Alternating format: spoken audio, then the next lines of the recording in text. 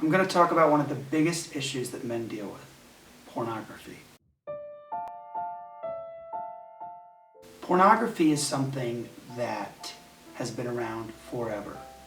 Little boys used to go to candy shops and gas stations and steal Playboy magazines, Penthouse magazines.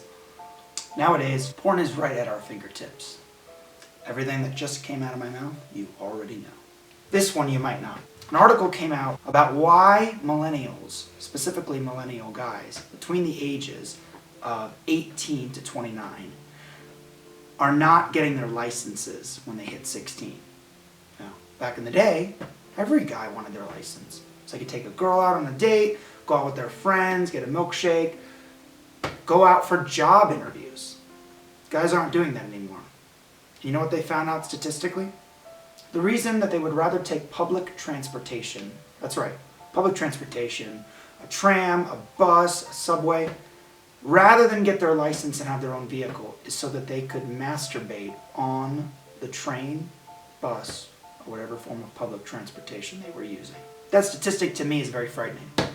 Now let me tell you why pornography is the number one issue that guys struggle with. Number one, it's about sex. Number two, it's about fantasy. And number three, it's about unrealistic expectations. There's a lie that is in every guy's mind. Let me put it to you this way. Scientists did a study about a couple years ago, and in that study they found that pornography has the same addiction that cocaine has for drug addicts. Dopamine is released into the brain, and what ends up happening is you become so addicted to it that your body needs it that you can't stop. Now, we know this most commonly from cigarettes.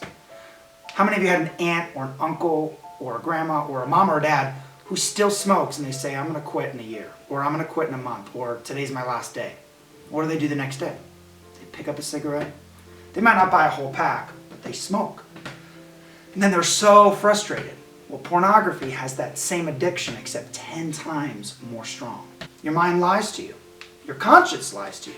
More importantly, if you're a Christian, you know the enemy's lying to you. The first lie is that you can't be honest. You can't be honest with the people around you. You don't have a support system of other men that you can open up to. And so you're lying first to yourself, second to the people around you. The second thing is you feel like it's unique to you. So the second lie is you feel like you're the only one who struggles with this. Not true. I struggle with this. Every single one of my friends on YouTube, every single one of the people in my church, every single one of the guys that I have ever met in my entire life struggles with pornography. They may not struggle with it to the extent that others do, but we all struggle with it because we're men. And by nature, we're drawn to sex. We're visual creatures, and therefore pornography is all about the visual and it's all about the sex. You're not alone. And if you have any questions, you can put them below. I'll answer them. The third and final lie is that it's not hurting you. That's complete garbage. See, cigarettes, everybody knows tobacco is bad for you.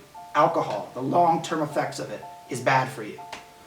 Heck, there is not a drug or a substance on the market that in the long haul is not eventually bad for you. But masturbation, pornography, how can that be bad for you? It's sex. It's normal. It's not hurting me. It won't hurt me. You may be right on the medical end, but you are not right, my friend, on the emotional and the psychological end. Just ask any guy who's married. Just ask any guy who's in a relationship. Just ask any guy who is now struggling with character defects, with psychological, sexual, emotional problems. They are having trouble with intimacy with their spouse, intimacy with their partner. They're having trouble with their kids. Just ask any girl that's ever been sexually molested. Just ask any guy who's been watching porn forever and now is in a real relationship.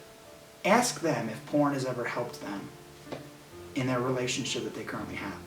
Ask them if porn has ever brought them love. Ask them if porn has never hurt them. Those are the three lies. Now let me tell you what you can do. Number one, first thing you need to do is speak the truth. Speak what it is. It's porn. Speak the second truth. It's not love. Speak the third truth. It's not going to help me in my long-term relationships. Speak the truth. Number 2, personalize it. I am addicted to this. I am addicted to pornography. I am addicted to sexuality. I am addicted to lust. And the third thing, pray and find accountability.